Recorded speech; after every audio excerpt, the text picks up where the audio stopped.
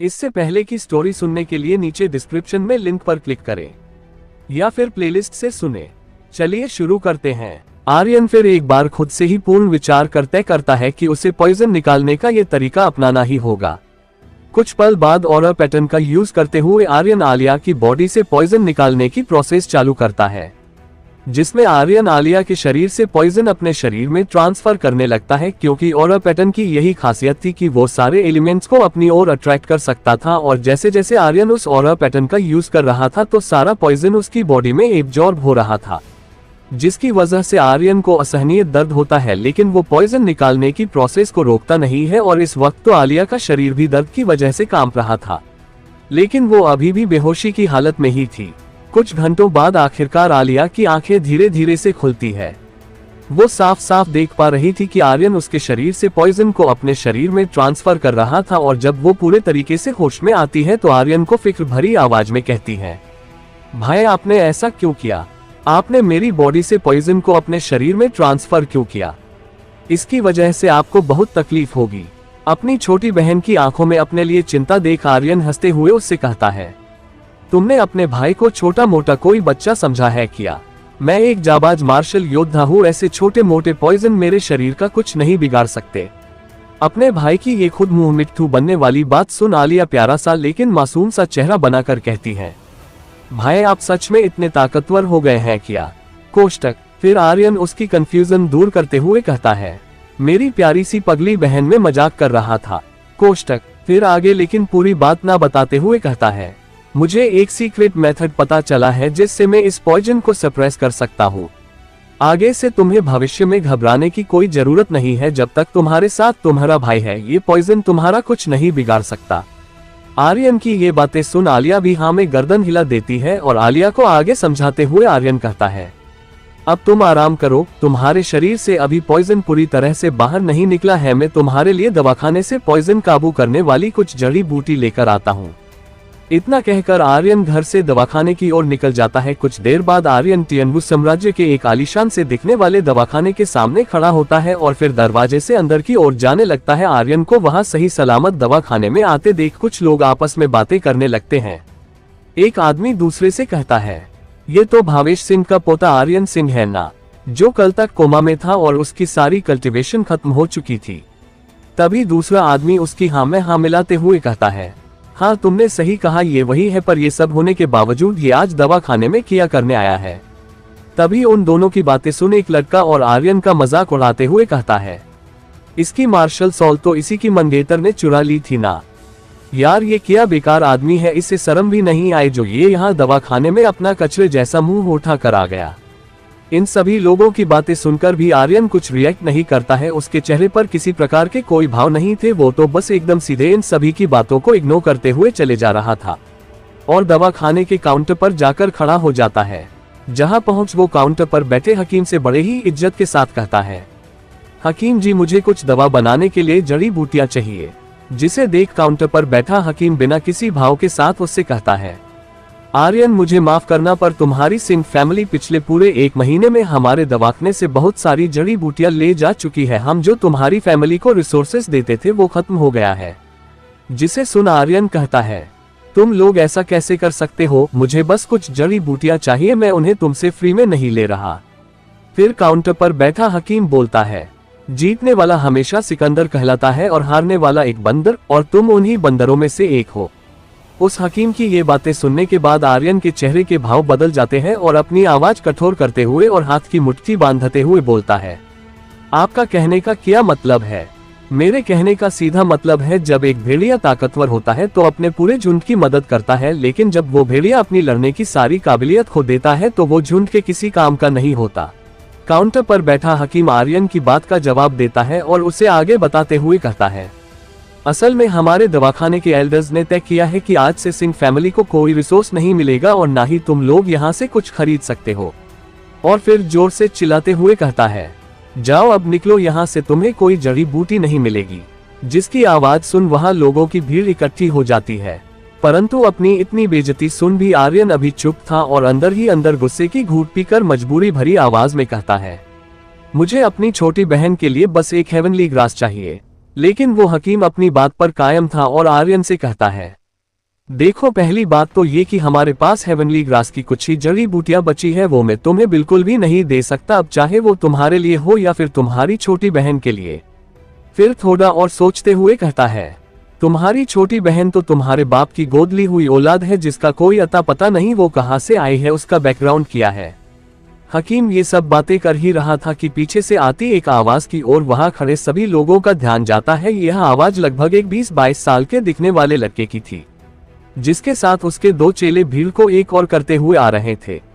आर्यन आर्यन, और एक लंबी सांस लेते और मजाक उड़ाने वाली मुस्कान के साथ कहता है, तुम यहाँ क्या कर रहे हो और तुम फैमिली रिसोर्सेस का फायदा उठाना चाहते हो, तुम्हें कोई शर्म नाम की चीज नहीं है क्या। कोष्टक उद्धरण चिन्ह। आर्यन भी पीछे मुड़कर उस लड़के की ओर देखता है और मन ही मन सोचता है, ये तो थर्ड एल्डर का बेटा डेविड है।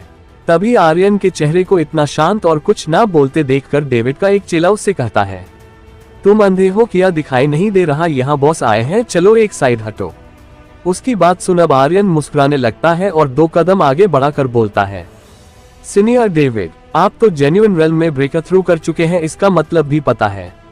कोष्टक उद्धरण चिन्ह। इतना सुनकर डेविड को गुस्सा आ जाता है और चिल्लाते हुए कहता है, तुम्हारी हिम्मत कैसी हुई मेरी बेइज्जती करने की। कोष्टक उद्धरण चिन्ह।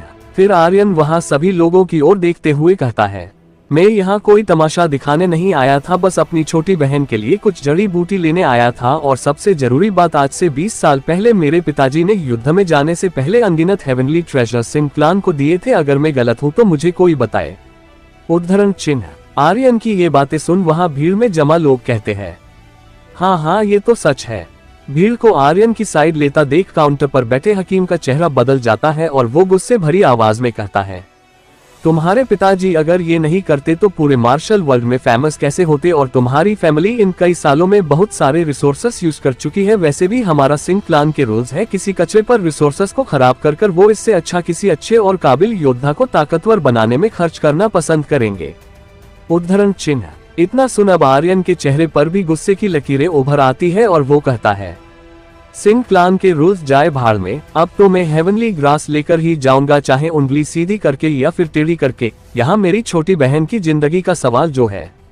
उसकी ये बातें सुन वहां खड़े लोग आपस में कहने लगते हैं, बस एक हेवनली ग्रास के लिए ये हकीम इतना नाटक क्यों कर रहा है। उन सभी लोगों की ये बातें सुन उस हकीम की आंखें छोटी हो जाती हैं और वो आर्यन से एक रहस्यमयी मुस्कान के साथ कहता है, मैं तुम्हें हेवनली ग्रास दे तो दूंगा, पर तुम्हें वो मेरी एक शर्त पर मिलेगी। शर्त की बात सुन आर्यन बिना किसी भाव के उससे बोलता है, कैसी शर्त। जिसे सुन वो काउंटर पर बैठा हकीम कहता है, तुम्हें हेवनली ग्रास चाहिए ना, तो तुम अपने आप को साबित करो कि तुम एक कचरा नहीं हो। अगर तुम डेविड को मुकाबले में हरा देते हो तो मैं तुम्हें एक नहीं बल्कि 3 जोड़ी जड़ी बूटियां दूंगा, अगर है हिम्मत तो बोलो। और मन ही मन सोचने लगता है, ये बस एक कचरा है जिसकी मार्शल सॉल चोरी हो चुकी है और सारी कल्टीवेशन भी खत्म हो चुकी है। मुझे पूरा विश्वास है अगर ये एक जेन्युइन रेल्म मार्शल आर्टिस्ट से फाइट करता है तो ये अपनी जान से हाथ धो बैठेगा।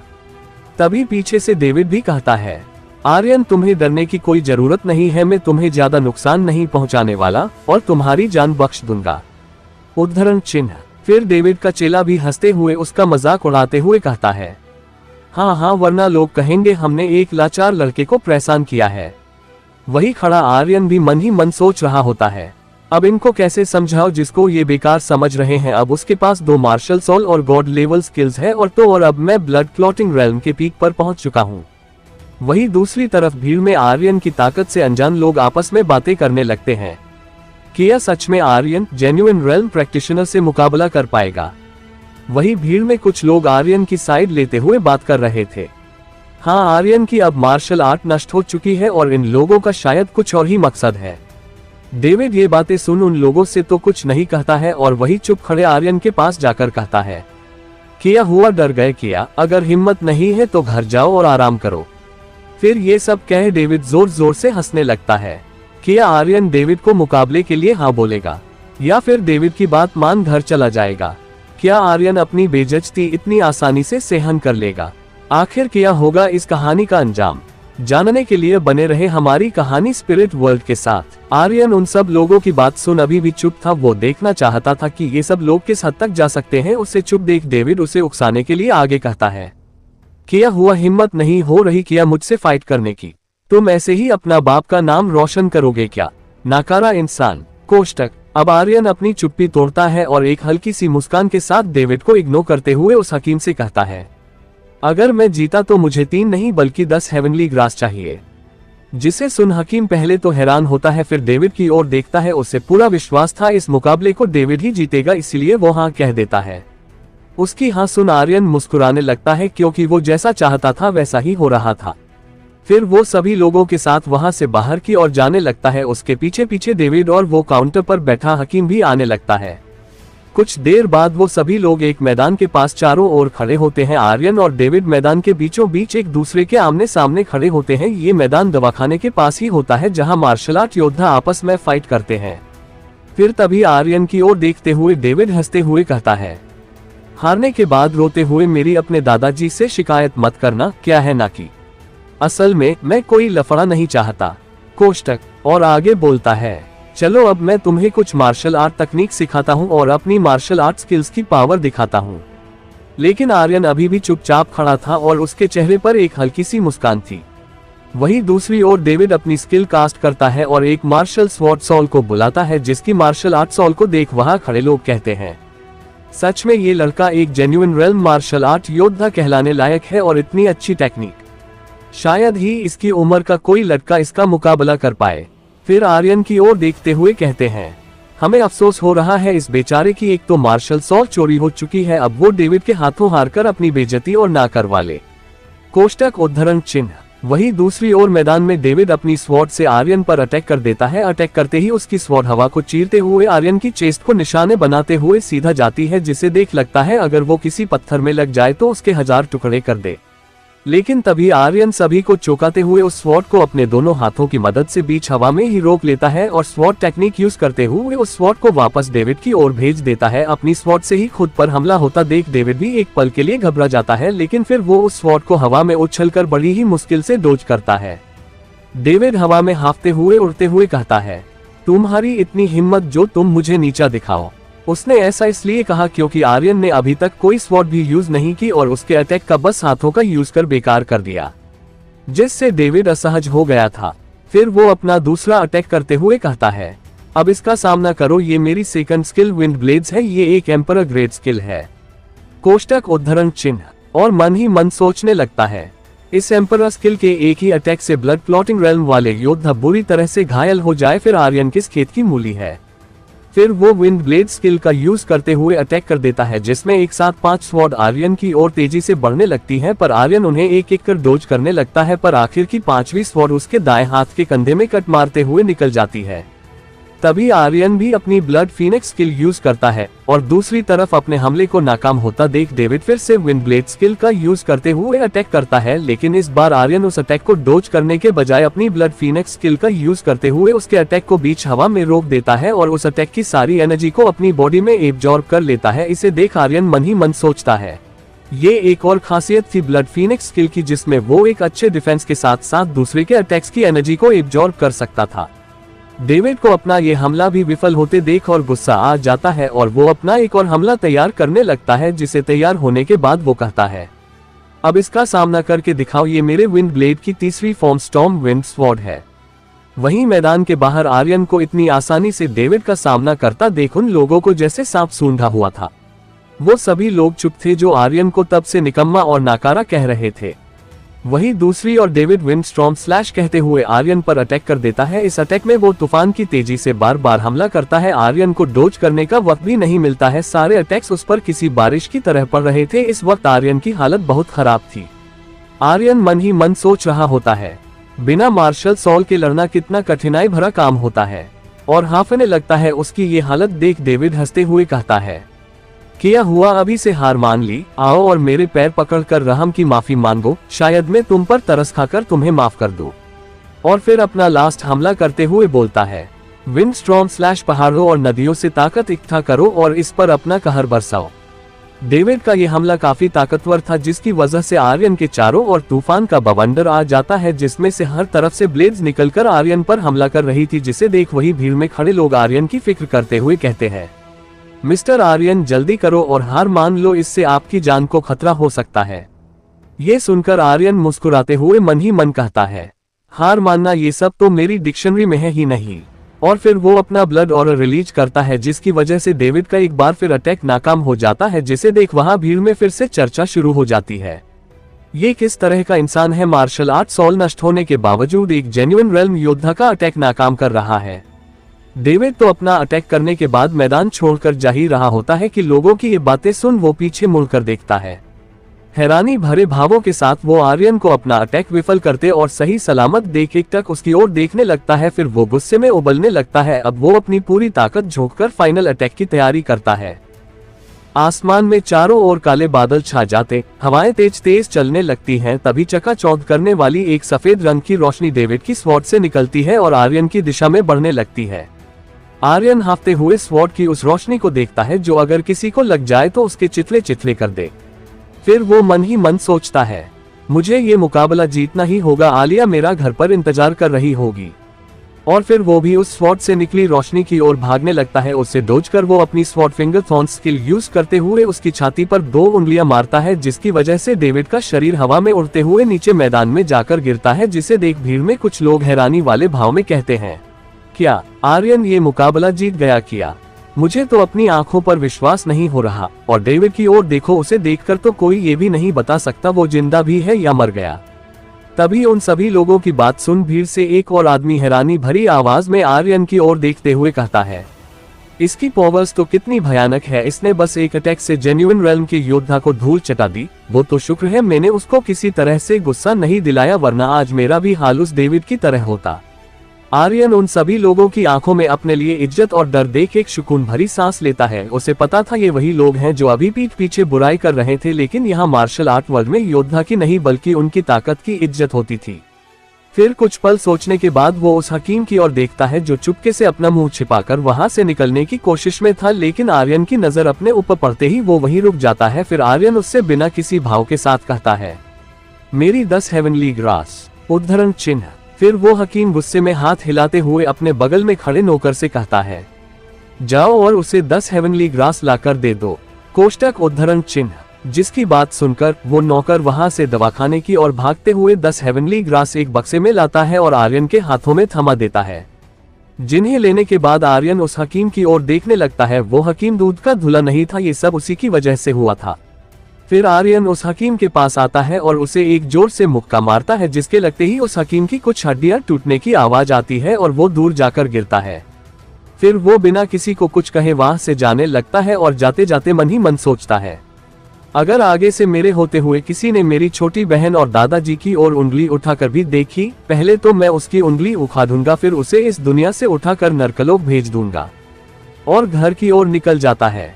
क्या आर्यन इस मुकाबले के बाद सही सलामत घर निकल पाएगा? क्या आर्यन की छोटी बहन और दादा पर कोई खतरा मंडरा रहा है? क्या आर्यन हेवनली ग्रास यूज कर अपनी छोटी बहन को बचा पाएगा? आखिर क्या होगा इस कहानी का अंजाम? आर्यन के उस मैदान से निकल जाने के बाद वहां जमा सभी लोग डेविड को देखने की वो ठीक है या नहीं उसके चारों ओर खड़े हो जाते हैं और आपस में बातें करने लगते हैं। डेविड तो आर्यन से लगभग एक लेवल ऊपर का योद्धा था, फिर वो आर्यन से कैसे हार गया? सच में आर्यन एक एक्स्ट्रा ऑर्डिनरी योद्धा है। उन सभी लोगों की बात सुन वो हकीम लंगड़ाते और कराहते हुए डेविड के पास आता है और उसे चेक करने लगता है, जो कि अभी भी बेहोश था। डेविड का चेहरा इस वक्त नीला पड़ा हुआ था, जिसे देख वो हकीम मन ही मन सोचता है, क्या ये पॉसिबल है कि आर्यन ने इस पर मुकाबले के वक्त सीक्रेटली पॉइजन का इस्तेमाल किया हो? कोष्टक उद्धरण चिन्ह। और आगे थोड़ा गहराई से सोचते हुए अपने चेहरे पर एक टेढ़ी मुस्कान लाते हुए अंदर ही अंदर बदले की भावना से कहता है, आर्यन अब तुम्हें कोई नहीं बचा सकता, मुझसे उलझने की तो तुम्हें एक भारी कीमत चुकानी पड़ेगी।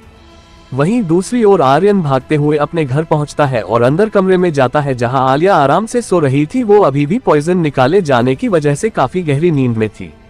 आर्यन उसे ऐसे ही नींद की अवस्था में हेवनली ग्रास खिलाता है और उससे अलग हटकर खड़ा हो जाता है, जहां वो अपने जख्मों को देखता है और सोचता है, अगर आलिया ने मेरी ऐसी हालत देखी तो वो जरूर मेरे लिए परेशान होगी। कोष्टक उद्धरण चिन्ह। फिर अपने जख्म ठीक करने बैठ जाता है। थोड़ी देर बाद आलिया की आंखें धीरे धीरे से खुलती है और अपने ठीक सामने देख जोर से चिल्लाती है, क्योंकि वहां उससे थोड़ी दूर आर्यन बिना कपड़ों के अपने जख्मों को ठीक करने में लगा था। जिसके चिल्लाने की आवाज सुन आर्यन अपने कपड़े जल्दी से पहनता है और गिल्टी फील करते हुए आलिया की ओर आता है, जिसे देख आलिया उससे कहती है, भाई आपको बिना इजाजत किसी के कमरे में नहीं आना चाहिए और अपने कपड़े तो बिल्कुल भी नहीं बदलने चाहिए, आपके मैनर्स कहाँ गए। उसकी ये बातें सुन आर्यन थोड़ा झिझकते लेकिन डांटने वाले अंदाज में उससे कहता है, मेरी प्यारी छोटी बहना, ये मेरा कमरा है, यहाँ में नहीं बल्कि आप बिना इजाजत सो रही थी। कोष्टक उद्धरण चिन्ह। आर्यन के कमरे में खुद को देख आलिया बेशर्मी से मुस्कुराते लेकिन माफी मांगते हुए कहती है, भाई मुझे माफ करना, आपके पॉइजन निकालने के बाद मुझे थकान फील हो रही थी और इसके चलते मुझे कब नींद आ गई मुझे पता ही नहीं चला। कोष्टक उद्धरण चिन्ह। और फिर नाराज होते हुए बोलती है, भाई हमारे बीच अपना पराया कब से आ गया, मैंने आपके बारे में ऐसा कभी नहीं सोचा, आप भी मुझे पराया समझते हैं। आर्यन अपनी छोटी बहन की ये बचकानी बातें सुन और उसे अपनी बातों का गलत मतलब निकालते देख उससे कहता है, मेरी प्यारी छोटी बहन, मुझे माफ दो, मेरे कहना का ये मतलब नहीं था। और उसे प्यार से मनाते हुए कहता है, चलो ये सब बातें छोड़ो, अगली बार मैं तुम्हारे लिए फ्रूट कैंडी और चॉकलेटी केक लेकर आऊंगा, अब तो मुझे माफ कर दो।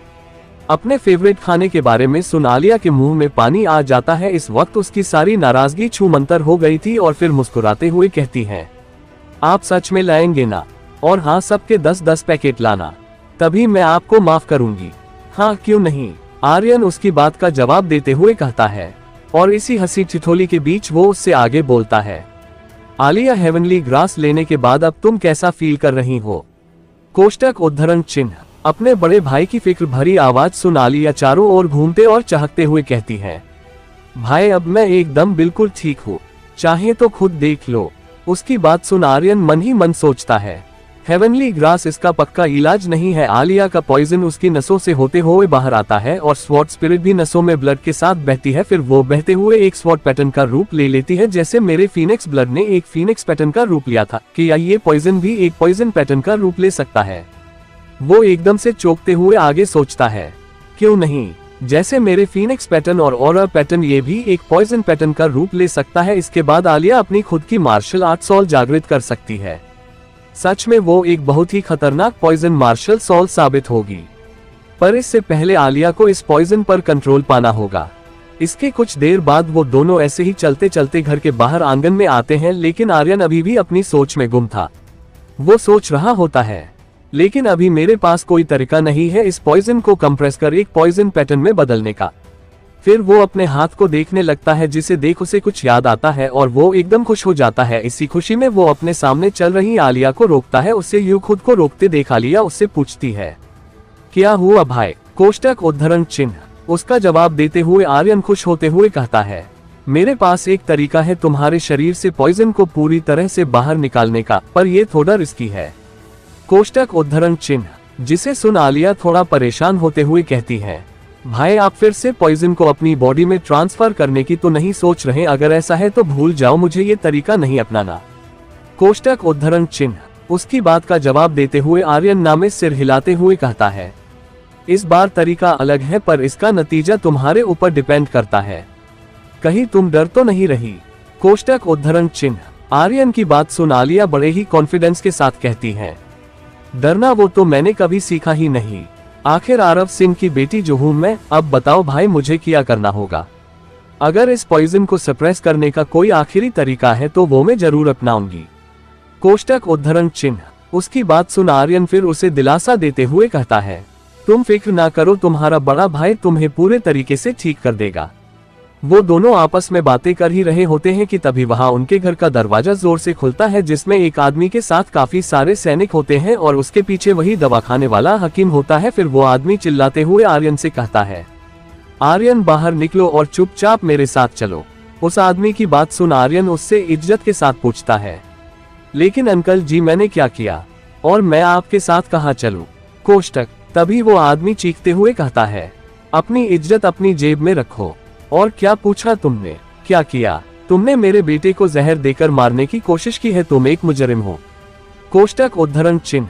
उसकी ऐसी बात सुन आर्यन हैरानी वाले भाव के साथ कहता है, आपके कहने का क्या मतलब है अंकल जी? मैंने तो आपके बेटे को कोई जहर नहीं दिया है। लेकिन उस आदमी ने तो बदला लेने की सोच ली थी और वो गुस्से में अपने दांत भींचते हुए कहता है, तुम मरना चाहते हो क्या? अगर चाहते हो तो मैं तुम्हारी ये इच्छा अभी पूरी कर देता हूँ। तभी उस आदमी को गुस्से में आर्यन की ओर बढ़ता देख उसके साथ आया हकीम उससे कहता है, एल्डर माइकल आप गुस्सा ना करें, इसको अपने साथ एल्डर हॉल ले चले, वहां के साथ ग्रेट एल्डर इसका हिसाब करेंगे।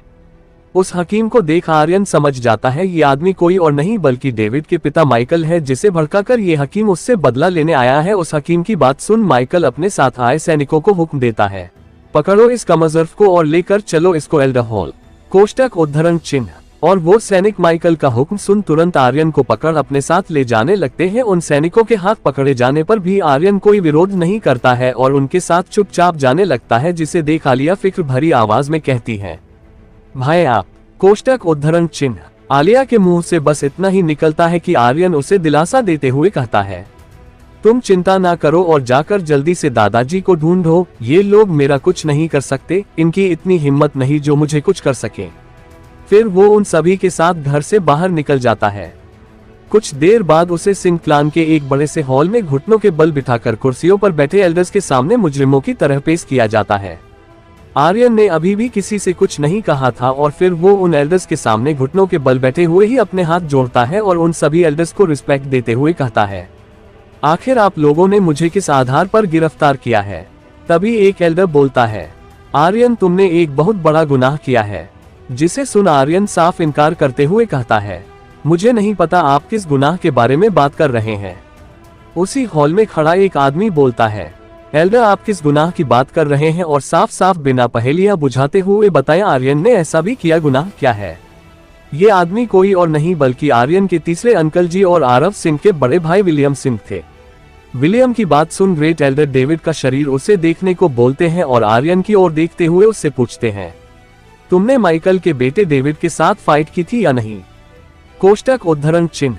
ग्रेट एल्डर की बात का जवाब देते हुए आर्यन हाँ में सिर हिलाते हुए उनसे कहता है, जी ग्रेट एल्डर मैंने डेविड से फाइट की थी, पर मेरे मुजरिम होने के इस बात से क्या लेना देना? फिर ग्रेट एल्डर विलियम की ओर देखते हुए कहते हैं, अब तुम समझे मेरे पहेलियां बुझाने का क्या मतलब था। वहीं विलियम भी डेविड के शरीर का निरीक्षण कर कुछ नहीं कहते हैं और चुपचाप वहीं खड़े रहते हैं। उन सभी को चुप देख वो हकीम फिर खड़े होते हुए बोलता है, आर्यन ने डेविड से फाइट करते वक्त उसे सीक्रेटली जहर दिया। उसकी इस फाइट को देखने वाले वहां बहुत से गवाह थे। कोष्टक उद्धरण चिन्ह। ग्रेट एल्डर फिर आर्यन से बोलते हैं, इसका तुम्हारे पास कोई जवाब है? कोष्टक उद्धरण चिन्ह। क्या आर्यन अपनी बेगुनाही का सबूत दे पाएगा या फिर होगी उसे सजा? और क्या आर्यन अपनी बहन के शरीर का पॉइजन पूरी तरह से निकाल पाएगा? क्या होगा आखिर इस कहानी का अगला पड़ाव? आर्यन अपनी जगह पर खड़े होते हुए ग्रेट एल्डर को जवाब देता है, सीनियर डेविड ने अपनी मार्शल आर्ट सॉल को रिलीज कर मेरे ऊपर जानलेवा स्ट्राइक की, मैंने तो बस उसकी स्ट्राइक का जवाब दिया था, इसमें क्या गलत है? अब मैं फाइट करते वक्त अपना डिफेंस भी यूज नहीं कर सकता। कोष्टक उद्धरण चिन्ह। तभी डेविड के पिता माइकल अपनी जगह से खड़े होते हैं और गुस्से में चिल्लाते हुए कहते हैं, एक तो तुम्हें अपनी गलती पर पछतावा नहीं है और उल्टा दूसरों पर इल्जाम लगा रहे हो, घटिया इंसान। कोष्टक उद्धरण चिन्ह। और गुस्से में आर्यन को अपनी उंगली दिखाते हुए बोलता है, डेविड ने तुमसे अच्छे से एक फेयर मुकाबला किया, तुम्हारी तो मार्शल आर्ट सॉल भी चोरी हो चुकी है, फिर भला तुम एक जेन्युइन रेल्म के योद्धा को कैसे हरा सकते हो? और तुम अभी भी भला बनने का नाटक कर रहे हो। माइकल को अपने ऊपर झूठा इल्जाम लगाते देख आर्यन ग्रेट एल्डर से कहता है, मेरी बात भी तो सुनो। लेकिन तभी आर्यन की बात को बीच में काटते हुए डेविड के दादाजी एल्डर से गुस्से में कहते हैं, ये तो अपनी गलती भी नहीं मान रहा, मुझे मेरे पोते के लिए इंसाफ चाहिए। आर्यन आगे कुछ और बोल पाता तभी ग्रेट एल्डर गुस्से में अपने चेहरे पर कठोर भाव लाते हुए उसको बोलते हैं, आर्यन अब बस बहुत हुआ। एक तो तुमने डेविड को सीक्रेटली जहर दिया, दूसरा तुम एल्डर्स से जिद बहस कर रहे हो, तीसरा अपने ही क्लेन के लोगों से ऐसा बर्ताव भी एक क्राइम है, चौथा तुमने अभी तक अपना जुर्म भी कबूल नहीं किया। अगर आज हमने तुम्हें कोई सजा नहीं दी तो ये हमारे क्लान के लिए शर्मिंदगी की बात होगी, तुम्हें तो क्लान से बाहर निकाल देना चाहिए। ये बातें सुन आर्यन मन ही मन कहता है, मुजरिम, गद्दार, शैतान, बेरहम, इन्होंने ने तो मुझे सब कुछ बना दिया। फिर ग्रेट एल्डर शांत होते हुए कहते हैं, अगर डेविड को होश आ गया तो शायद हम तुम्हें क्लान से बाहर ना निकाले, लेकिन तुम्हें मार्शल आर्ट के सीक्रेट मेथड्स क्लान को सौंपने होंगे। ये सुन आर्यन सब समझ जाता है कि ये सब बुरे लोग उससे क्या चाहते हैं। फिर वो एक कुटिल हंसी के साथ लेकिन गुस्से भरी आवाज में उन सभी से कहता है, अब मैं आप लोगों की बात अच्छे से समझा कि अभी तक डेविड का एंटीडोट देकर इलाज क्यों नहीं किया गया और क्यों अपने बेटे की हालत देख माइकल जैसा इंसान अभी तक चुपचाप बैठा मेरे आने का इंतजार कर रहा था और किसी ने मेरी बात तक नहीं सुननी चाहिए कि मैं क्या कहना चाहता हूँ और मुझे बार बार कोस रहे थे जैसे कि आप लोगों के साथ नाइंसाफी हुई हो। ये सब एक नाटक था, बस मेरी फैमिली के मार्शल आर्ट सीक्रेट मेथड्स को मुझसे जबरदस्ती लेने के लिए। वाह एल्डर्स वाह! कोष्टक उद्धरण चिन्ह। तभी आर्यन की ये बातें सुन ग्रेट एल्डर अपनी मुट्ठी भींचते हुए उससे कहता है, भले ही आरव सिंह ने ये सीक्रेट मार्शल आर्ट मेथड्स लिखे हो पर वो मेरे सिंह क्लान से बिलोंग करता था, इसलिए वो सीक्रेट मेथड भी मेरे सिंह क्लान से बिलोंग करते हैं, इसलिए उनका हक हमारे पास भी है। ग्रेट एल्डर की ये बेतुकी बातें सुन आर्यन भी गुस्से में अपना जबड़ा भींचते हुए कहता है, मरते दम तक भी मेरे पिताजी ने इस क्लान के लिए इतना कुछ किया, पर तुम सभी लोग उनके सम्मान को ठेस पहुंचाते हुए मेरे लिए छोड़े गए सीक्रेट मेथड्स को भी मुझसे जबरदस्ती लेना चाहते हो।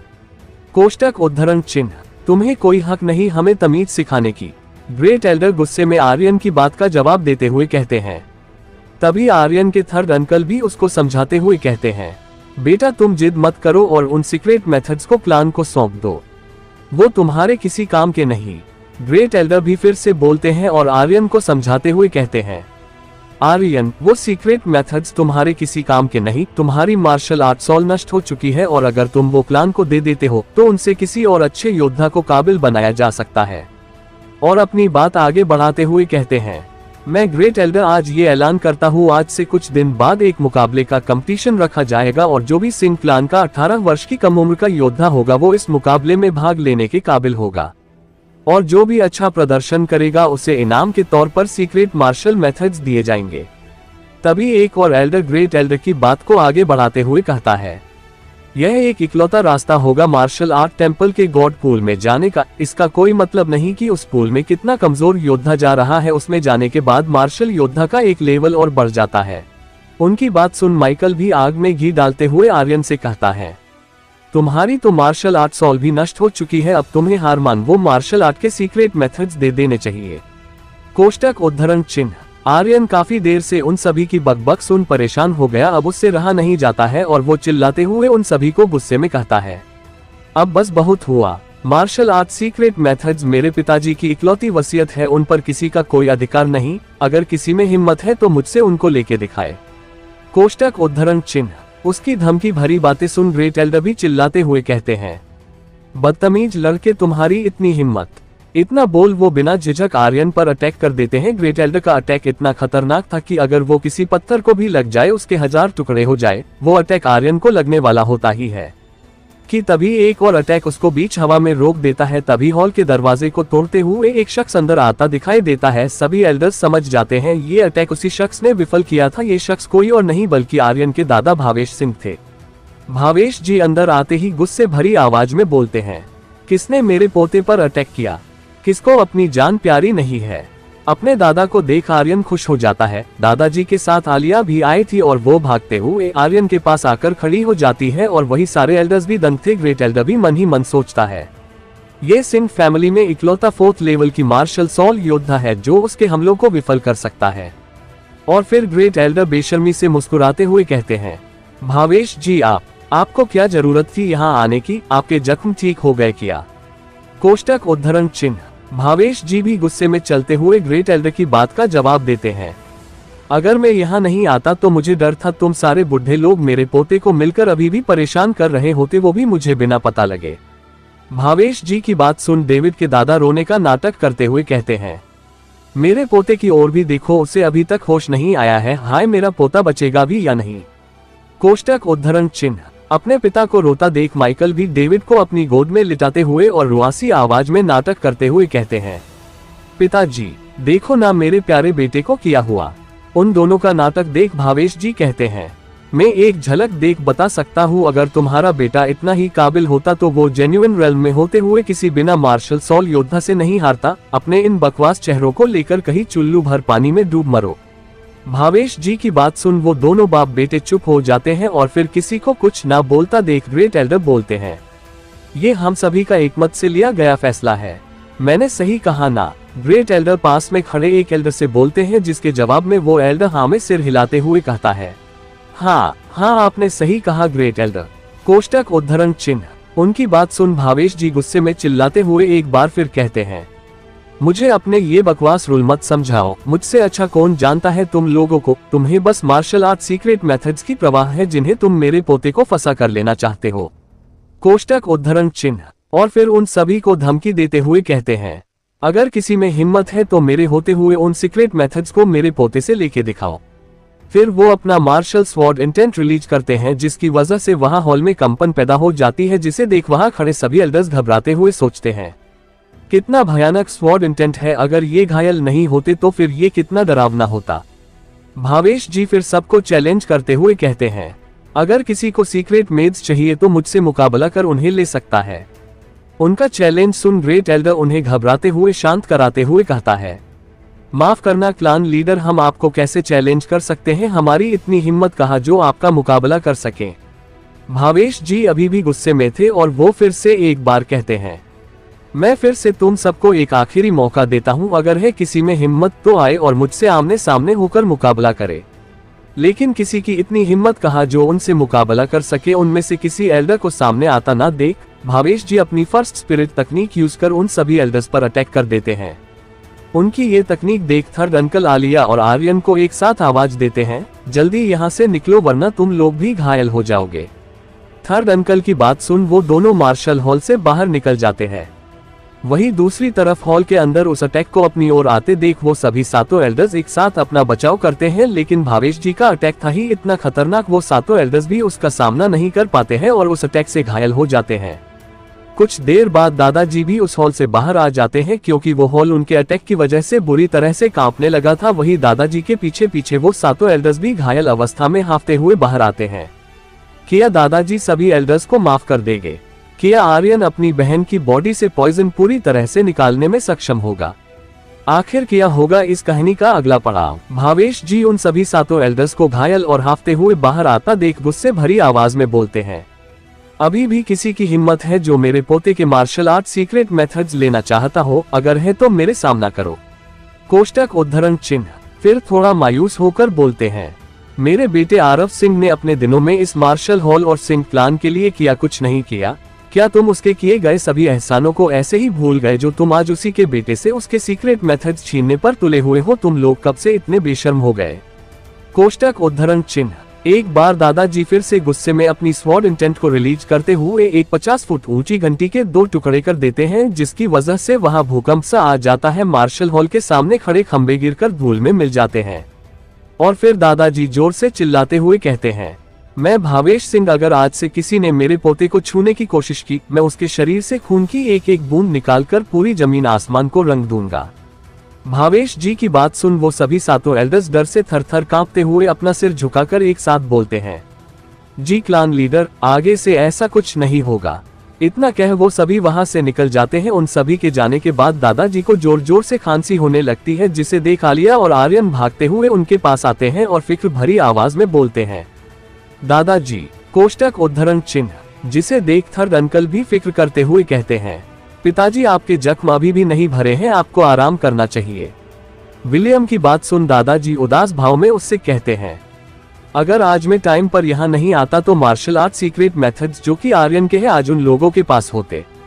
विलियम अपने पिताजी की बात सुन अपना सिर झुका लेता है। आगे बोलते हुए दादाजी फिर विलियम से कहते हैं, तुम आर्यन के थर्ड अंकल होने के बावजूद भी दूसरे लोगों को उसे परेशान करते देखते रहे। आज तुमने मुझे बहुत निराश किया है, निकल जाओ मेरे सामने से। कोष्टक उद्धरण चिन्ह। विलियम हाथ जोड़ते हुए और जी पिताजी कहते हुए वहां से निकल जाता है।